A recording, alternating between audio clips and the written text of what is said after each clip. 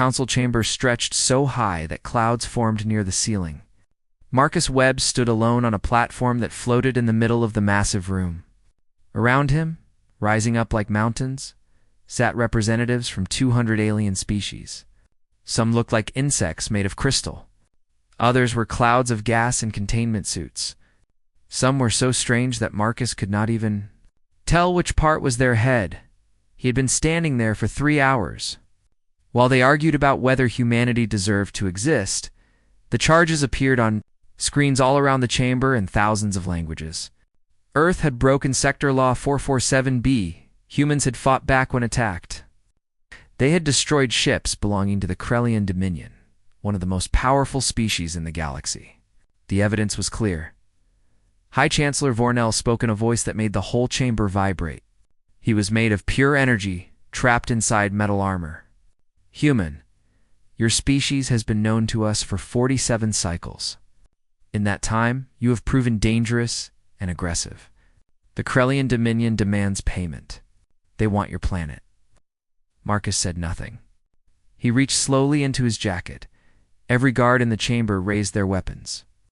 300 alien soldiers aimed at the single human on the platform. Energy crackled. Targeting beams painted red dots on his chest. Marcus pulled out his hand. He held something wrapped in dark cloth. Something round. Something that left red stains on the fabric. He placed it carefully on the small table in front of him. The only furniture on the floating platform. Before you decide Earth's fate, Marcus said quietly, you should see this. He unwrapped the cloth. The chamber exploded into chaos. Aliens screamed in their various languages. Some rushed for the exits. Others activated emergency shields. The guards closed in, weapons ready to fire. On the table sat the head of Admiral Throkver, the most feared military commander in the galaxy. The reptilian face was frozen in an expression of shock. The compound eyes stared at nothing. High Chancellor Vonell's energy form flickered wildly. Explain yourself immediately. Marcus looked around the chamber calmly. 3 months ago, Earth was contacted by your council. We hoped to join peacefully. Instead, you classified us as probationary. You told us we had no rights. You ordered us to stay in our own star system. You said we would be watched for 100 cycles before you would consider accepting us. He paused, making sure everyone was listening. We accepted your terms. We stayed in our system. We followed your rules. Then the Krellians intercepted one of our colony ships near Jupiter, a transport carrying 5,000 civilians to Mars. They fired without warning. 800 humans died. Men, women, children. Some of the alien representatives shifted uncomfortably. We asked for justice. You scheduled a hearing, but Admiral Throkver had other plans. He brought 6 warships to Earth. He demanded we surrender our defenses. He said he would burn our cities if we refused. How? Marcus pointed at the head on the table. So we taught him what happens when you threaten humanity. Krellian officer stood up, his scales dark with rage. You murdered an admiral of the Council Enforcement Fleet. This is an act of war, Marcus replied. This is self-defense.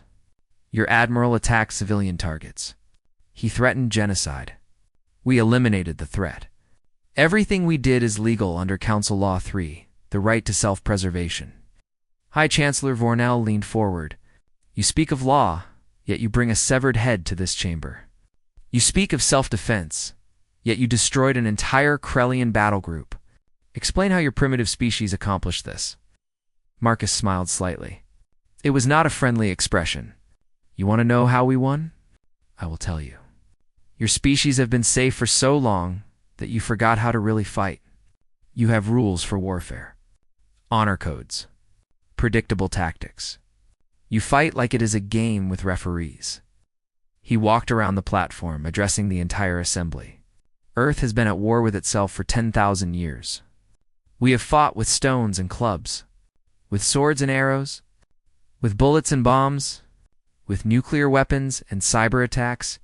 We have learned every trick, every dirty tactic, every way to turn weakness into victory. When Admiral Throkver attacked Earth, our defense fleet was outgunned. His ships were bigger, faster, more advanced. By every measure, we should have been destroyed in minutes. Marcus pulled up a holographic display showing the battle, but we did not fight the way he expected. We used ramming attacks. Suicide runs. We detonated our own reactors at close range. We studied his shield generators and found they had a gap that lasted 0.07 seconds during the refresh cycle. Human pilots, enhanced with neural interfaces, have reaction times fast enough to exploit that gap. The display showed Earth fighters threading through impossible openings, striking with kinetic weapons that punch through Krellian armor. We killed 3 of his warships. We crippled his flagship. The rest retreated. And when they ran, we hunted them. More footage appeared. It showed human soldiers boarding the damaged Krellian flagship, moving through corridors with weapons that seemed primitive but were terrifyingly effective. The Krellians had energy shields and plasma rifles. The humans had ballistic weapons and tactics, learned from centuries of urban warfare. Admiral Throkvar appeared in the footage, rallying his guards. They fought hard, but the humans moved with a coordination that seemed almost psychic. They predicted enemy movements. They used the environment as a weapon. They fought like they had done this 1,000 times before, because they had. Just against other humans. The footage ended with Marcus standing over the Admiral's body, taking the head. "I brought this to show you something important," Marcus said, his voice carrying to every corner of the vast chamber. "The Krellian Dominion has enforced council law for 3,000 years. Everyone fears them. Everyone obeys them. But they have grown lazy, corrupt. They believe their technology makes them invincible." He pointed at the head again. "This is proof that technology is not enough. Strategy matters. Adaptability matters. The will to do whatever is necessary to survive matters more than anything else." General Morkan, leader of the Krellian delegation, stood up. He was even larger than Admiral Throkvar had been. His scales flushed black with fury. "You speak of survival, human, but you have signed your species' death warrant. The Krellian Dominion will bring our full fleet to Earth. 600 ships. You cannot defeat us all." "Maybe not," Marcus agreed. "But we will make you pay for every meter of ground. Every human you kill will cost you 10 Krellian soldiers. Your victory will be so expensive that your empire will never recover." He looked directly at High Chancellor Vornell. "But there is another option. You can listen to what I have to say, because I did not come here just to show you a trophy. I came with evidence of crimes that this council has ignored for centuries." Ambassador Helena Grant stood up in the diplomatic gallery. She activated her transmitter, and documents began flooding every representative's computer system. "These are Krellian military records," she announced. "Financial documents. Communication logs. Evidence spanning 3,000 years. We have proof that the Krellian Dominion has been abusing their position as council enforcers. They have extorted species for protection money, destroyed colonies that refused to pay, enslaved populations, committed genocide." The chamber erupted in shouts and arguments. Representatives began reviewing the documents, their reactions ranging from shock to anger to something that looked like relief. Marcus waited for the noise to die down. "You gave the Krellians power because they were strong, because it was convenient, because no one wanted to challenge them. But power without accountability leads to corruption. Admiral Throkvar attacked Earth because he thought we were too weak to matter. He was wrong. Now you have a choice," Marcus continued. "You can try to destroy humanity for defending ourselves. You can let the Krellians continue their crimes. Or you can accept that something needs to change." High Chancellor Vornal's energy form pulsed rapidly. "What exactly are you proposing, human?" "I am proposing that we negotiate new terms. Terms that include Earth as a full member of this council. Terms that hold the Krellians accountable for their actions. Terms that ensure no species, no matter how powerful, can operate above the law." General Morkan laughed. A harsh, cruel sound. "You think you can dictate terms to us? You are one species. One small planet? We are the galaxy." Marcus met his eyes without fear. "Then I suppose you should hear about the rest of my fleet." New holographic displays materialized throughout the chamber. They showed space around the Council station. 47 human warships were appearing from faster-than-light jumps. Forming a defensive sphere around the station, the chamber went silent. Every species representative stared at the tactical display in disbelief. "How high?" Chancellor Vornal whispered. "How did you build a fleet without our knowledge?" "You were watching our solar system," Marcus explained. "You had sensors monitoring Earth. But space is big, and you cannot watch everywhere. While you prepared this trial, humanity prepared for war. We built shipyards on the dark side of our moon, in the asteroid belt, on the moons of Saturn. We worked 24 hours a day for 3 months." He zoomed in on one of the ships. It looked sleek and dangerous, completely different from the converted mining vessels that had fought Admiral Throkefer. These are purpose-built warships. We learned from our first battle, improved our designs, made them faster, tougher, deadlier. Each one carries weapons you have never seen before. Admiral Patricia Kane's voice came through the communication system. "This is Admiral Kane of the Earth Defense Force. Any attack on this station, or our diplomatic team, will be considered an act of war. All vessels are ordered to maintain current positions." General Morkin's scales were turning darker. "This changes nothing. You have 47 ships. The Krellian Dominion has thousands across the galaxy. You cannot win a real war." "Maybe not," Marcus agreed. "But let me show you what we can do with those 47 ships." More displays appeared. They showed star systems throughout Council space. In each system, there was a strange structure floating near the jump points, where ships entered and left faster than light travel.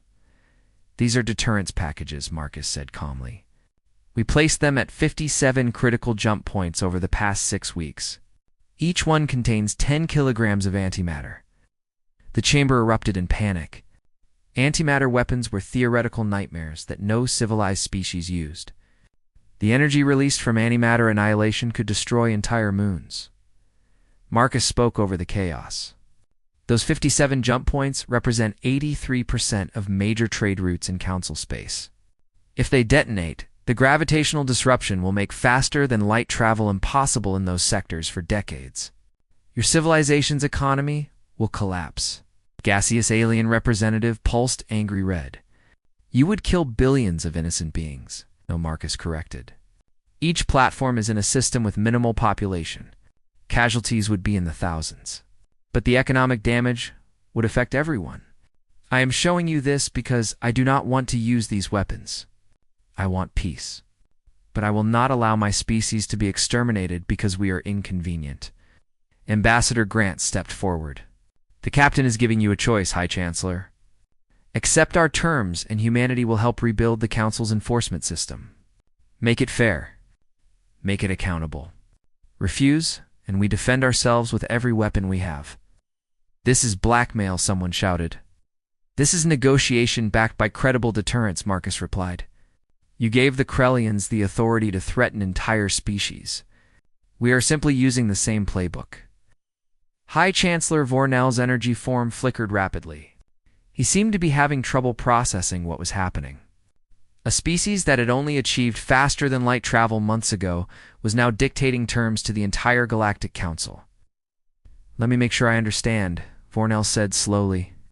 "If we do not accept your demands, you will destroy the galaxy's trade infrastructure. If you try to exterminate humanity, yes, absolutely." Marcus's voice was steady. "But if you accept our proposal, those platforms will be deactivated and repurposed. No one needs to die. No trade routes need to be destroyed. We can all walk away from this as partners instead of enemies." A new voice spoke from the highest tier of the chamber. It was old and deep, like rocks grinding together. A being that looked like living shadow descended from the upper levels. "The architects, the species that had founded the Galactic Council 5,000 years ago? The human speaks uncomfortable truths," the architect said. "We have allowed the Krellians to grow too powerful. We have prioritized stability over justice. Perhaps it is time for change." Vernal turned to the ancient being. "You support this madness?" "I support honesty. The humans have shown us our failures. They have done so with violence and threats, yes. But sometimes that is what is needed to break old patterns. The architect focused on Marcus. You are dangerous, human. But perhaps the galaxy needs dangerous beings to keep it honest. General Morkan could not contain himself anymore. I refuse to accept this humiliation. The Krellian Dominion will never surrender to primitive apes who barely learned to leave their planet. Then you condemn your own species? A new voice said. It came from within the Krellian delegation. A younger officer with emerald scales stepped forward. I am Captain Dalran of the Krellian Fourth Fleet. I request permission to speak. Vornal gestured for him to continue. Everything the humans have said is true, Dalran stated, his voice carrying clearly through the silent chamber. I have served under Admiral Throkfer. I have seen the crimes he committed, the species he destroyed, the colonies he burned. And I did nothing because I was afraid. We all were. Other Krellian officers were standing now, joining Dalran. Nearly half the delegation? The humans have given us an opportunity, Dalran continued. They exposed the corruption. They proved that the Dominion is not invincible. If we refuse to accept accountability now, we deserve whatever fate awaits us. General Morkan drew his weapon and aimed it at Dalran. Traitor, you betray your own kind. I betray tyrants, not my species, Dalran replied calmly. Marcus watched this unfold with interest. The Krellian Dominion was fracturing from within. The younger generation was ready for change. They had been waiting for someone to stand up to the old guard. High Chancellor Vornal raised a hand and energy crackled through the chamber. General Morkan, lower your weapon. This chamber is neutral ground. Morkan ignored him, his weapon still trained on Dalran. If you will not enforce our authority, then the authority means nothing. Stand down, Vornal commanded again. The general's finger moved toward the trigger.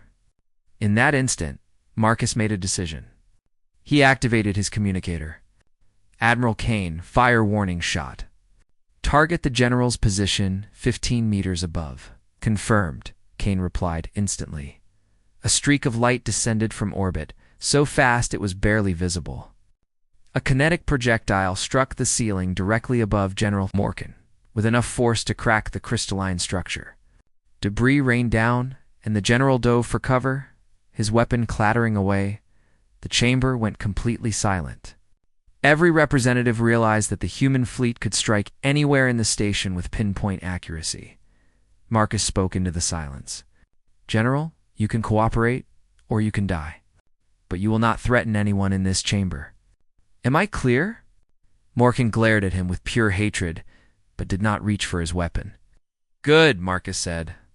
Now, let us talk about the future. High Chancellor Vornal seemed to deflate. His energy form dimmed as he processed everything that had happened. In less than 4 hours, the entire structure of galactic power had shifted. What exactly do you want, Captain Webb? The Chancellor asked.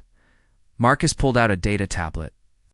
Old human technology that looked primitive compared to the holographic systems most species used. But it worked, and that was what mattered. I am transmitting our formal proposal now, he said. Documents appeared on every representative's display. It is divided into 3 phases. Phase 1 covers immediate actions. The Krellian Dominion loses its enforcement authority immediately. A neutral coalition will temporarily manage council security. That coalition will include humans, architects, and 3 other species chosen by vote.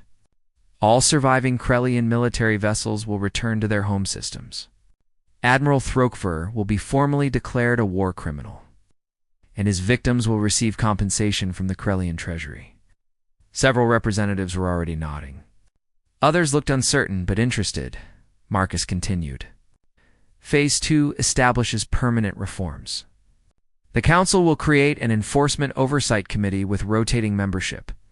No species can hold majority authority over enforcement for more than 50 cycles. All major enforcement actions must be approved by at least 3 independent council members. Any species can challenge enforcement decisions through arbitration. Captain Dalrun spoke up. This will make enforcement slower, less efficient. Yes, Marcus agreed. But it will also prevent abuse. The goal is not perfect efficiency. The goal is justice. Sometimes that requires sacrificing speed for accountability. Phase 3 covers long-term integration. Earth receives full council membership with all rights and responsibilities. We will contribute ships and personnel to the Enforcement Coalition. In exchange, we will share our military innovations and tactical training with approved species. A ripple of nervous laughter passed through the chamber. The idea of humans teaching other species how to fight was both terrifying and intriguing. And the antimatter weapons? Vornell asked carefully. They stay active until Phase 2 is fully implemented, Marcus said, and the chamber tensed again. Once the Oversight Committee is functioning properly, we will provide deactivation codes. The platforms themselves will be converted to emergency communication beacons. They are already in strategic locations. You ask us to trust you while threatening our entire civilization. Vornal observed. I ask you to trust that humanity wants what you want. Survival, prosperity, a galaxy, where might does not automatically make right. Marcus paused. Look, I know we have disrupted everything. But think about why. Systems do not reform themselves. Sometimes it takes an outside force to break the cycle. The Chancellor turned to address the full council. All representatives will vote on this proposal. You have seen the evidence. You have heard the testimony. The choice is yours. Before anyone could respond, new alarms blared through the station. Holographic displays updated to show space beyond the council station. Jump signatures. Dozens of them. Hi, Chancellor. We have incoming, a station officer reported. 32 capital ships, Krelia. N configuration. They are charging weapons. General Morkan, still on the floor where he had dove for cover, started laughing. A cold, cruel sound that made several species representatives flinch. Did you think he said to Marcus that the Dominion would accept this humiliation? I sent for reinforcements before entering this chamber. My fleet will destroy your ships, level this station if necessary, and then burn Earth to ashes. The chamber descended into panic. Representatives scrambled for emergency exits. Guards activated defensive shields. Alarms continued their wailing. Admiral Kane's voice came through the communication system, steady despite the crisis. Captain Webb, I am moving to intercept. But 32 capital ships against 47 of ours, with the station to protect, the odds are not good. Marcus studied the tactical display. The Corellian reinforcements were taking up attack positions. His own fleet was maneuvering to defend the station. It would be close. Then Commander Lisa Reeves, who commanded the Earth Destroyer Retribution, spoke up. Captain, you should see this. New contacts jumping in. The display updated. More ships were arriving. Many more, but they were not Krellian. Jump signatures blossomed across the display like flowers opening. 137 ships from 24 different species. The Qualathi brought their crystalline cruisers. The Threnics contributed their gas processing carriers. Even small species like the Vexel sent their modest defense craft. They formed up alongside the human fleet, creating a defensive wall around Nexus Prime. This is Fleet Commander Rilvan of the Qualathi Collective. A voice announced on all channels. We stand with the humans. The Krellians will not attack this station. More voices joined in, species after species declaring their support. They had been watching the proceedings. They had seen the evidence of Krellian crimes. They had realized that if one species could stand up to the Dominion, perhaps they could too. The Krellian reinforcement fleet held position. Their commander, Fleet Commander Gervak, found himself outnumbered nearly 5-1. His tactical officer was reporting that the human ships alone were far more advanced than expected. Combined with the other council species, attacking would be suicide. High Chancellor, Bornell's voice cut through the chaos. Commander Gervak, this is the High Chancellor. You are ordered to stand down immediately. The council is in session, and your presence is an illegal military action. Long pause. Then Gervak replied, his voice heavy with resignation. High Chancellor, I have orders from General Morkan to secure the station. General Morkan is under arrest for multiple crimes. His authority is void. Stand down or face consequences from this entire coalition. Another pause. Gervak was clearly calculating his options. Finally, he spoke.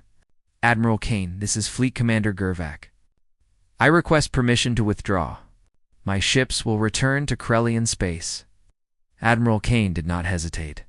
Permission granted, Commander. Safe travels. One by one, the Krellian ships jumped away. Within minutes, they were gone. The chamber was silent.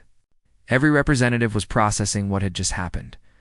The Krellian Dominion, the most powerful military force in the galaxy for 3,000 years, had just retreated without firing a shot. General Morcon sat on the floor, all fight drained from him. His empire was broken. His fleet was scattered. His crimes were exposed. Marcus turned back to High Chancellor Vornell. I believe we were about to vote on the proposal. The vote took less than an hour. The proposal passed with 87% support. Only the most conservative species, or those with the deepest ties to the Krellian Dominion, voted. Against it, Earth was granted full council, membership, the Krellian enforcement. Authority was revoked. The new oversight system was established, and humanity took its place. Among the galactic powers, the diplomatic quarters assigned to Earth on Nexus Prime were modest by galactic standards, but luxurious by human ones. Private sleeping chambers, a conference room with holographic displays, in a kitchen that could synthesize food from most species, biological requirements. Ambassador Helena Grant sat alone in the conference room, reviewing casualty reports. The numbers haunted her. 833 Krellian soldiers dead at Earth. 42 more in the boarding action against Admiral Throke for his flagship. Another 12,000 in the Armada battle near Jupiter. The door opened and Marcus entered, carrying a bottle of real whiskey. Actual glass, actual liquid, shipped from Earth at enormous expense. I thought you might need this, he said, pouring 2 glasses. Grant took one, but did not drink. Do you feel it, Marcus? The weight of what we did. Every day, we just bought our way into galactic civilization with mass murder. We terrorized the Council into accepting our demands. That is not diplomacy. That is extortion dressed in a uniform. Marcus sat down across from her. What would you have had me do differently?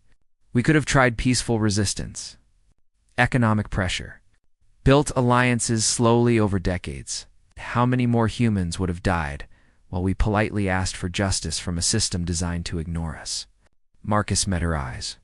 The colony transport that was attacked.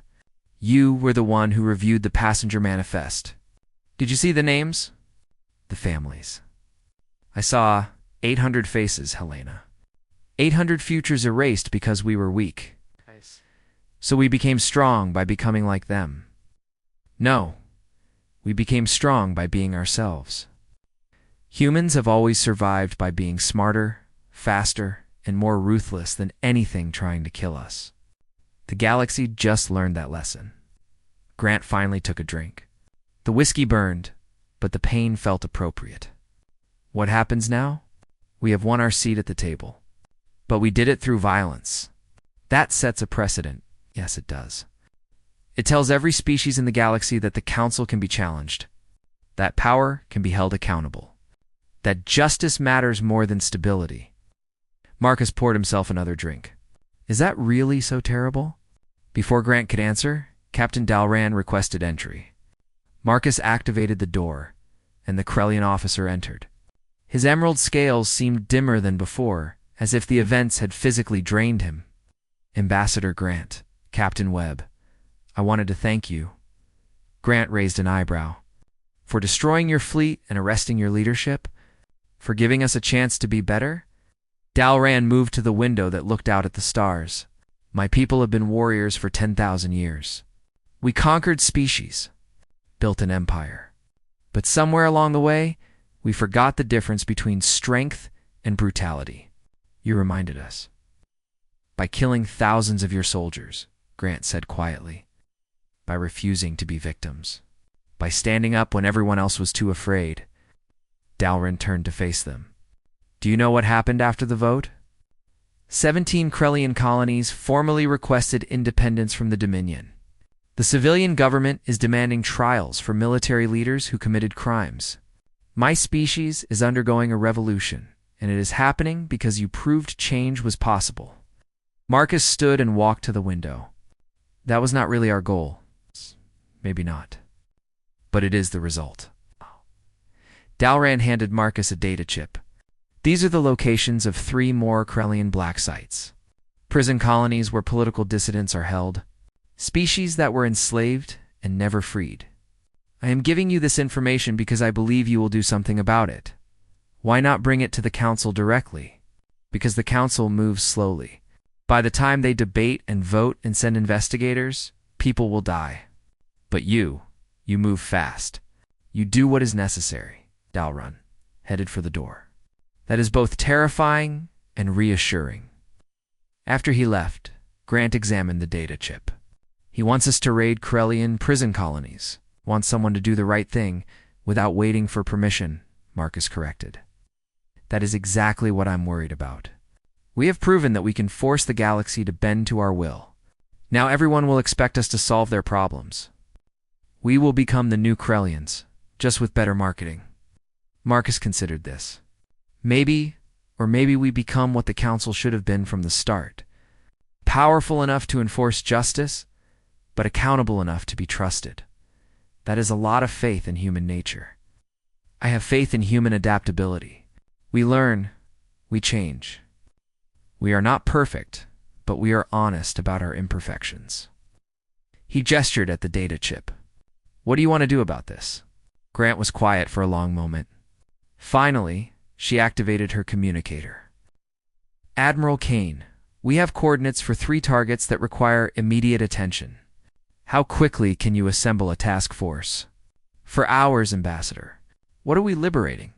Prison colonies. Enslaved populations. People who have been waiting for someone to care enough to help them. Understood. Kane out. Marcus smiled slightly. So we are going to be the galaxy's police after all. We are going to be what we need to be, Grant corrected. Right now, that means being strong enough to protect the weak. Later, maybe we can be wise enough to know when not to interfere. 3 weeks passed. The liberation missions were successful. Over 15,000 beings were freed from Krellian black sites. The evidence gathered led to more arrests, more trials, more reforms. The galaxy was changing. Earth established its permanent diplomatic presence on Nexus Prime. Humanity began the slow process of integrating into galactic civilization. Trade agreements were negotiated. Cultural exchanges began. Human students applied to attend alien universities and alien school. Olers came to study Earth's unique history. But everyone knew that underneath the diplomacy, trade was the implicit threat. Humanity had proven they could fight. They had proven they could win. And they had proven they were willing to use every tool available to protect their interests. The deterrence packages remained active for 6 months. Exactly as promised. Once the Enforcement Oversight Committee was functional and had successfully resolved 3 disputes without bias, Marcus provided the deactivation codes. The platforms were converted to emergency beacons, just as he had said. Trust was slowly being built. But it was trust backed by respect earned through demonstrated capability. Marcus stood in the council chamber 6 months after his first appearance. The platform where he had placed Admiral Throkver's head was now called the Representative Platform. He stood there again, but this time wearing the formal robes of a council member rather than a military uniform. The chamber was quieter today. Only the regular council session, not the thousands of observers who had watched the trial. Just the 200 species, representatives conducting the normal business of galactic governance. Hi. Chancellor Vornell was speaking about trade regulations when an alert interrupted the proceedings. A priority message from the outer rim of council space? Apologies, Chancellor, the communications officer said. We have a distress call from the Orland system. They are under attack by pirates. The raiding force consists of approximately 30 ships, heavily armed. Local defenses are overwhelmed. Before Vornell could respond, 3 different species offered to send their fleets. The Kalathi, the Vexel, and surprisingly, a reformed Krellian force under Captain Dalrun's command.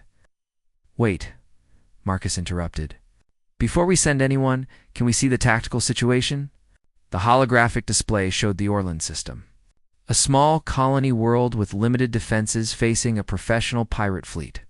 The colonists were trying to evacuate, but they would not make it in time. The Orlan are a peaceful farming species, someone noted. They have no weapons, no military training. They will be slaughtered. Marcus studied the display, his mind already calculating trajectories and timing. Admiral Kane, how far out is the retribution? 16 hours at maximum speed, Kane replied immediately. She had been expecting this. Too long. The pirates will be done and gone by then. Marcus looked at the other species who had offered ships. Dalrun, what is your response time? 14 hours. Still too slow. The chamber was silent. Everyone could see the problem. The enforcement fleet was spread across the galaxy. No one was close enough to help. The Orlan colonists were going to die. Then a Threnix representative spoke up. Captain Webb, I understand your species has developed a new type of jump drive, one that allows very short-range tactical jumps. Could that help? Marcus smiled. Yes, it could, but it is dangerous. The calculations have to be perfect, or the ship could materialize inside a planet or star. But it is possible. Give me a minute. Marcus activated his communicator and spoke rapidly with Admiral Kane and Commander Reeves. Numbers flashed across displays. Trajectories were calculated. Risks were assessed. Finally, Marcus looked up. We can do it. The Retribution can make 6 micro-jumps to reach the Orlan system in 90 minutes. High probability of success. High probability is not certainty, Vornell noted. No, but it is better than watching people die because we played it safe. Authorized, the Chancellor said immediately. Captain Webb, your fleet has permission to engage. The chamber's main display switched to show the tactical situation around. Orlan. The colonist ships were fleeing toward the outer system. But the pirate fleet was catching up. Soon, they would be in firing range. Then space twisted. The Retribution appeared seemingly from nowhere, materializing between the pirates and their prey. It was a single destroyer against 30 pirate vessels. Outnumbered, outgunned, but the pirates had never fought humans before. The Retribution opened fire immediately. Not with energy weapons that the pirates could dodge or deflect. With kinetic rounds moving at relativistic speeds. Tungsten slugs that punched through shields like they were not there. 3 pirate ships exploded in the first volley. The rest scattered, trying to regroup. But the Retribution was already moving, executing micro-jumps that made it impossible to track. It would appear, fire, and vanish before the pirates could respond. This is Commander Reeves' 2 pirate vessels, a voice announced on all frequencies. You have 10 seconds to power down your weapons and surrender. After that, we stop being polite. Several pirates immediately began powering down. They had heard stories about the crazy humans who fought without rules. They wanted no part of this, but the pirate leader was either brave or stupid. He ordered his remaining ships to focus fire on the Retribution. Bad choice. The human destroyer took several hits to its shields but kept fighting. More micro-jumps. More kinetic rounds. The pirate fleet was being systematically destroyed by a single ship that fought like nothing they had ever encountered. Within 8 minutes, it was over. 15 pirate ships destroyed. 14 surrendered. 1 fled the system at maximum speed. Commander Reeves to Orlan Command. The transmission came through. All civilian vessels are secure. You can return to the planet. The pirate threat has been neutralized. The council chamber erupted in cheers. Representatives from dozens of species stood and applauded. The Orlan ambassador was crying, which for her species meant flashing lights across her crystalline surface. High Chancellor Vornell looked at Marcus. Your people continue to surprise us, Captain Webb. We do what is necessary. Nothing more. I think the ancient architect being said from its position in the upper gallery. That humanity has found its role in the council. You are the species that reminds us why we formed this body in the first place. To protect the weak, to enforce justice, to stand between innocent people and those who would harm them. Marcus felt uncomfortable with the praise. We are just doing our job, Avornow corrected gently. You are setting a new standard. Every species here is watching how you handle power. So far, you have used it responsibly. You have followed the rules you demanded we all follow. That matters more than you know. Over the following months, humanity continued proving itself. When disputes arose, human mediators helped find solutions. When pirates raided, human ships responded. When species needed protection, Earth provided it. Always within the rules. Always with council authorization. Always with accountability. The galaxy learned that humans were dangerous, but trustworthy. Violent when necessary, but peaceful when possible. Quick to fight, but quicker to negotiate. Other species began adopting human tactics, not just in warfare, but in diplomacy. The willingness to take risks. The ability to adapt quickly. The refusal to accept that it has always been this way was a good enough reason to maintain an unjust system. The Krellian Dominion underwent massive reforms. Captain Dalron became the new leader of their military, implementing oversight and accountability. The species that had been enslaved were freed and given reparations. War criminals were tried and punished. It was not perfect. There were setbacks. Some species resented humanity's influence. Others tried to exploit the new systems. But overall, the galaxy was becoming more just. 1 year after throwing Admiral Throkver's head on the negotiating table, Marcus stood at the observation deck of Nexus Prime. Watching ships come and go from hundreds of worlds, Ambassador Grant joined him. I have been thinking about what you said, about whether we did the right thing. And I still do not know. We killed thousands. We threatened billions. We forced change through violence. She paused. But those Krellian black sites are empty now. The species that were enslaved are free. Pirates T. They hink twice before attacking peaceful colonies. The Council actually enforces justice instead of convenience. Does that justify what we did? I do not know if anything justifies violence. But I know that sometimes violence is necessary to stop greater violence. Sometimes the only way to protect the innocent is to be willing to become the monster that monsters fear. Marcus nodded slowly. That is the burden we carry now. Every species in the galaxy knows that humanity will fight if pushed, that we will win if we fight. That knowledge keeps people safe, but it also means we can never stop being vigilant. We can never let power corrupt us the way it corrupted the Krellians. No pressure, right? They shared a tired smile. Being the galaxy's protectors was exhausting, but it was also meaningful. They had changed the galaxy, made it better. And they had done it by being exactly what humanity had always been. Survivors who refused to accept defeat, warriors who never forgot why they fought in the council chambers. Representatives from 200 species continued their work, making laws, resolving disputes, building a civilization that stretched across thousands of stars, and in every chamber, at every meeting, there was an empty table.